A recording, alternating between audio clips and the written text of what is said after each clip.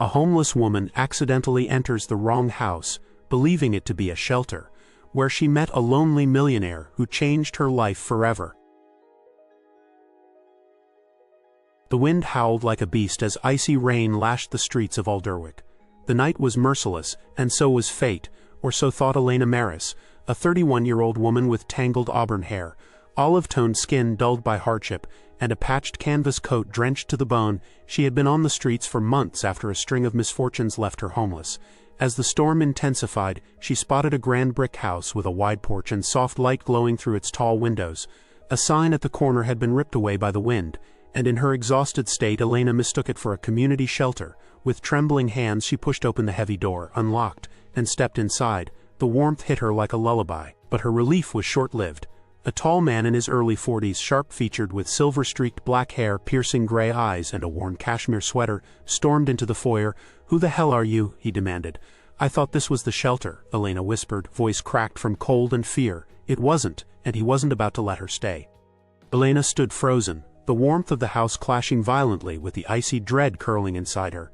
The man's piercing stare pinned her in place, and the luxurious surroundings, the high ceilings, velvet drapes, polished oak floors, made her feel like a stain on fine silk. "I said, who are you?" he repeated, his voice deep and controlled but clearly laced with irritation. "I didn't mean to intrude," Elena said softly, her teeth chattering.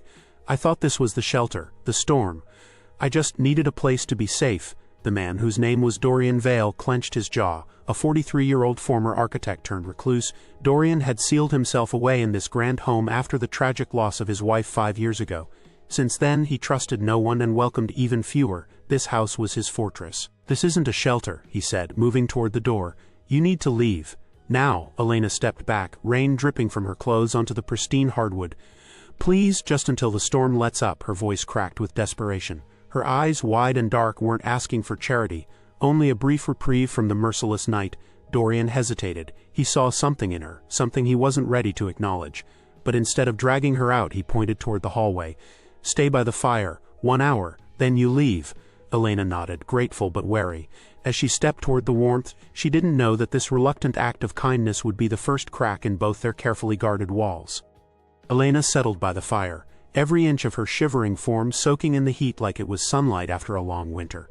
The grand sitting room smelled faintly of cedar and old books, and for the first time in weeks she felt something like peace. Still, she stayed alert. 1 hour, he had said, just one.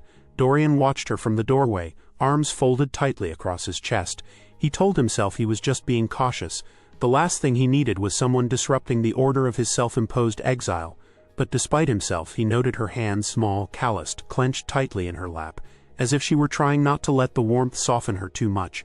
He turned away and disappeared into the kitchen, needing distance, yet even behind the door her presence lingered. It unnerved him. Elena's eyes wandered across the room.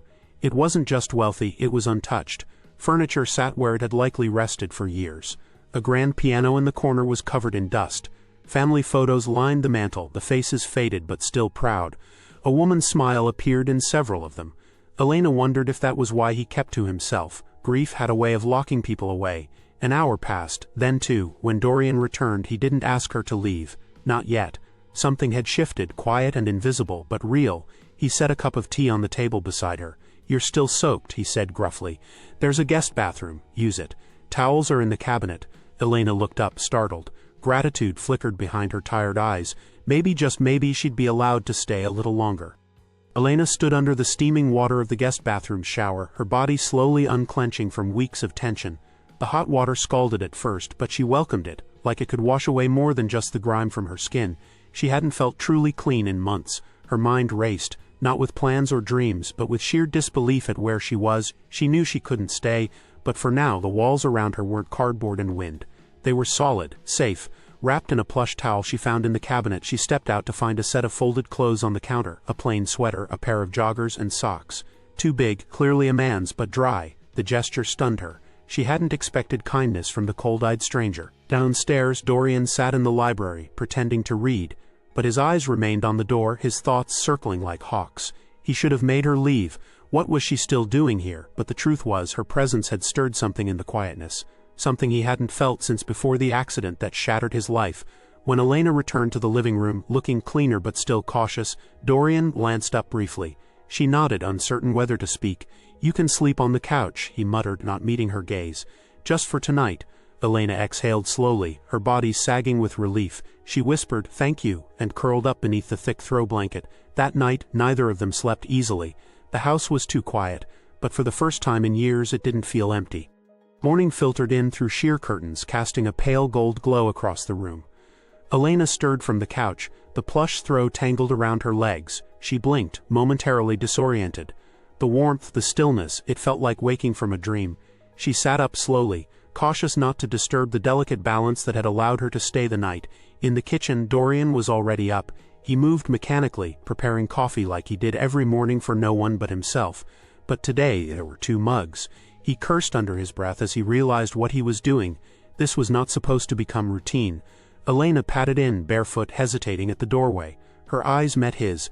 Neither said good morning. There was still a fragile tension between them, like a rope fraying at the edges. "Coffee?" Dorian asked, his voice gruff but quieter than last night. She nodded, murmured a faint thank you, and took the mug carefully. They sat in silence, sipping slowly. No small talk, no probing questions, just the quiet hum of the heater and the occasional creak of the old house settling. Yet within that silence a strange peace bloomed. Elena finally broke it. "I'll leave after the rain stops." Dorian looked up. Outside, the clouds still hung low, heavy and gray. He didn't answer her directly. Instead, he asked, "Do you have anywhere to go?" Elena shook her head once. "Not really." He said nothing for a moment, then got up and walked out of the room, leaving his half-empty cup behind. But he didn't ask her to leave, and that was something. The day crawled forward with an unfamiliar rhythm. Outside, rain tapped softly against the windows, a steady percussion that underscored the silence inside. Elena moved with caution through the house, still uncertain of her place, still ready to be shown the door. But the eviction never came. Dorian kept mostly to his study, the door slightly ajar but never fully open. He worked at his drafting table, sketching lines that once built skyscrapers but now went nowhere. The designs remained unfinished, abandoned as quickly as they began. He hadn't created anything meaningful since his wife's death. Downstairs, Elena found ways to stay occupied. She wiped down counters, folded the throw on the couch, even swept the entryway where her muddy footprints still lingered. She didn't want to be a burden. If she could earn a little more time under this roof, even one more day, it would be worth the effort. When lunchtime came, Dorian emerged from his study. He saw the tidied living room, the clean hallway, and paused, just briefly. "You didn't have to do that," he muttered. "I wanted to," Elena replied, her voice soft but steady. For the first time he looked at her, really looked. She wasn't just a homeless woman who'd wandered in from the storm. She was someone who carried her dignity like armor, no matter how threadbare her life had become. "I made soup," he said quietly. "If you want some." She followed him to the kitchen, and they sat again, 2 strangers bound by silence and shadowed pasts, sharing something simple. A meal, a moment. It wasn't friendship, not yet, but it wasn't nothing either.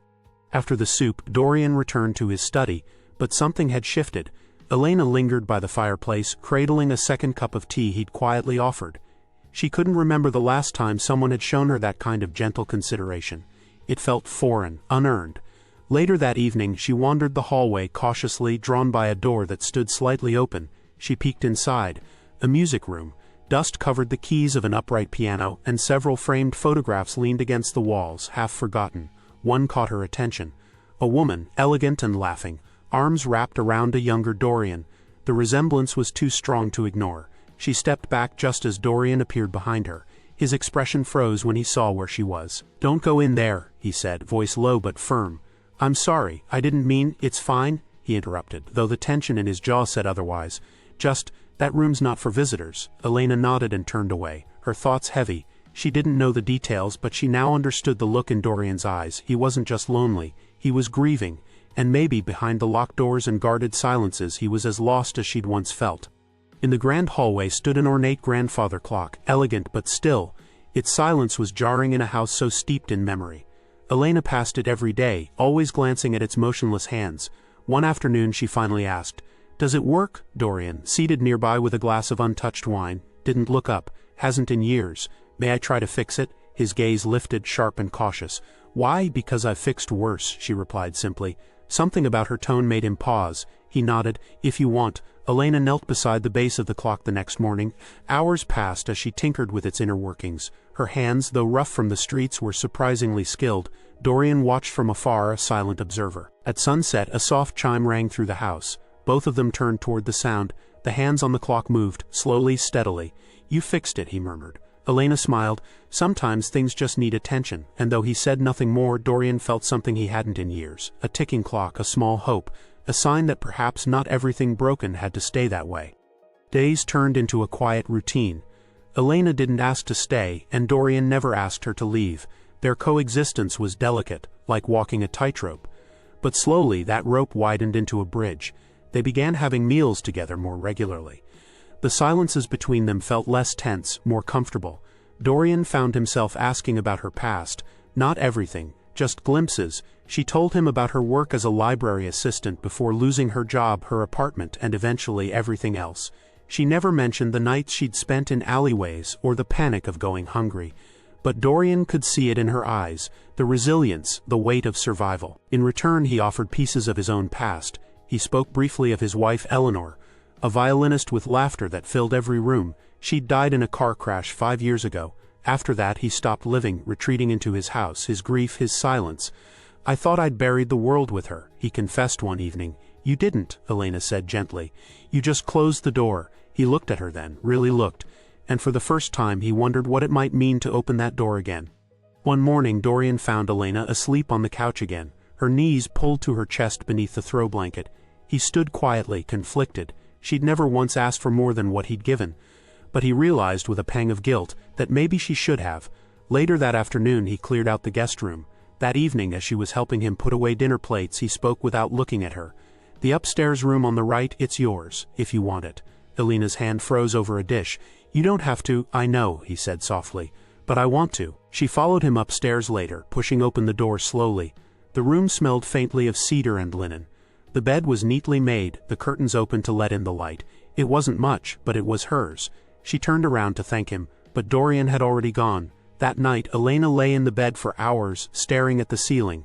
Not because she couldn't sleep, but because for the first time in a long time she felt safe. Their fragile peace was interrupted one gray morning when a knock echoed through the hallway. Elena, startled, opened the door to find a well-dressed woman in her late 30s holding a clipboard and a frown. "I'm looking for Mr. Dorian Vale," the woman said. Dorian appeared moments later, tense at the sight of her. "What do you want, Miriam?" "I represent the board of the Alderwick Architecture Foundation," she said curtly. "We haven't heard from you in over 2 years. They want you back. We have clients waiting." "I'm not interested," he replied without hesitation. She glanced over his shoulder at Elena, her eyes narrowing. "You've got company, I see. So you're not completely shut away after all." Elena stepped back, uncomfortable. After Miriam left, silence fell again between them. Dorian returned to the study, his mood dark. That night, Elena sat outside on the porch, the wind tugging at her hair. Dorian joined her quietly. "She used to be my assistant," he said. "Now she runs the firm." "Are you going back?" Elena asked. "I don't know," he said honestly. "For the first time, I'm starting to feel like I have something here." They ventured into town together one rainy Thursday. Elena needed shoes, her soles were nearly worn through, and Dorian insisted. She was hesitant at first, but the idea of blending back into normalcy tempted her. They drove in silence, the hum of the car filling the space. People stared when they walked into the shoe store. Dorian Vale, long thought to be a ghost, walking with a woman no one recognized. Elena felt their eyes. She shrank inward, but Dorian didn't. He walked beside her, calm and unbothered. Afterward, they sat at a small cafe where Elena used to read on her lunch breaks years ago. The barista remembered her. "I thought you moved away," she said kindly. Elena only smiled. Back at the house, Dorian handed her a wrapped bag. Inside was a hardcover copy of a novel she'd once mentioned loving. "I saw it in the shop," he said casually. "Thought you might want it."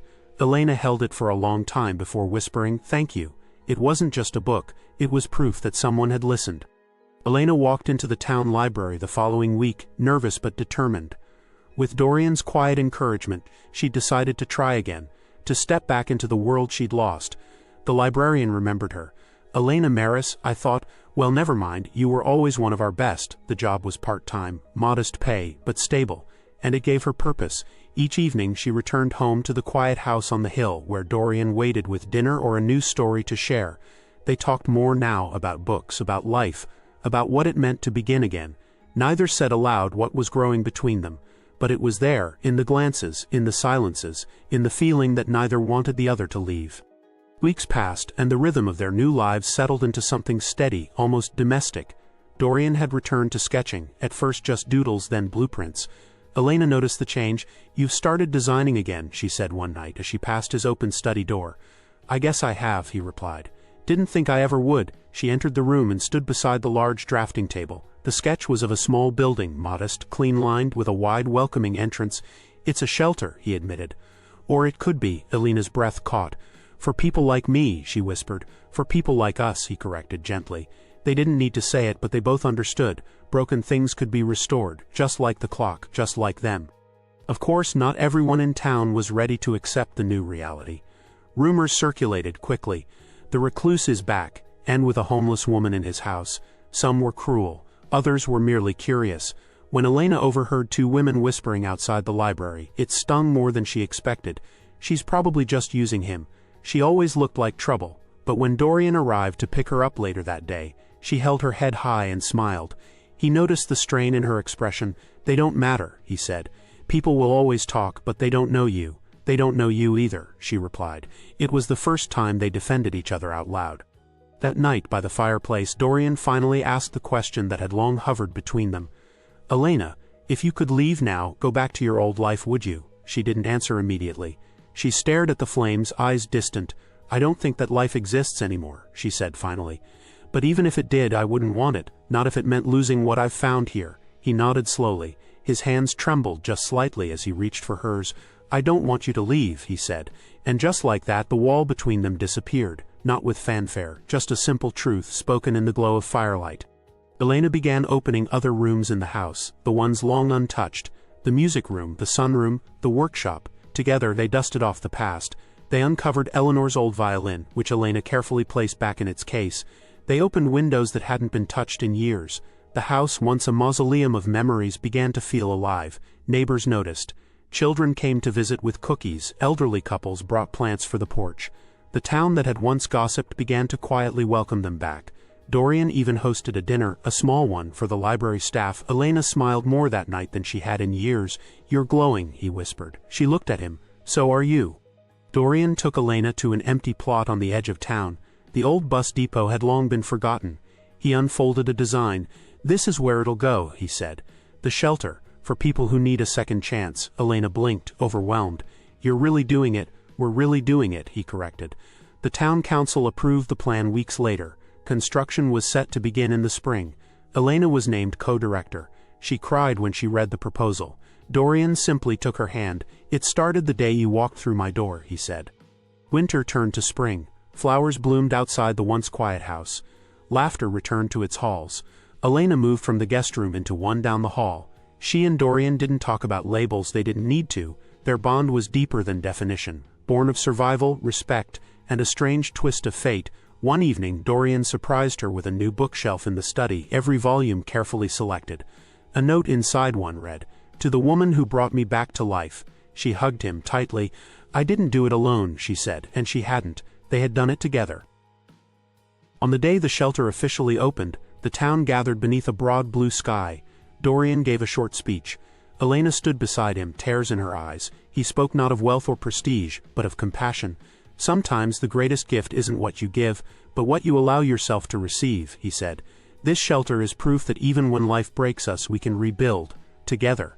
Applause rang through the air. Later that night, Elena and Dorian sat on their porch watching the stars rise. "Do you ever think about how different things could have been?" she asked.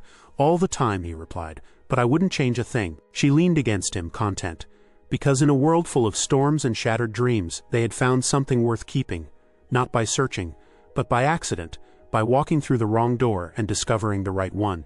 If you believe in second chances, in the beauty of healing, and in love that arrives when you least expect it, don't forget to like, share, and subscribe for more heartwarming stories just like this.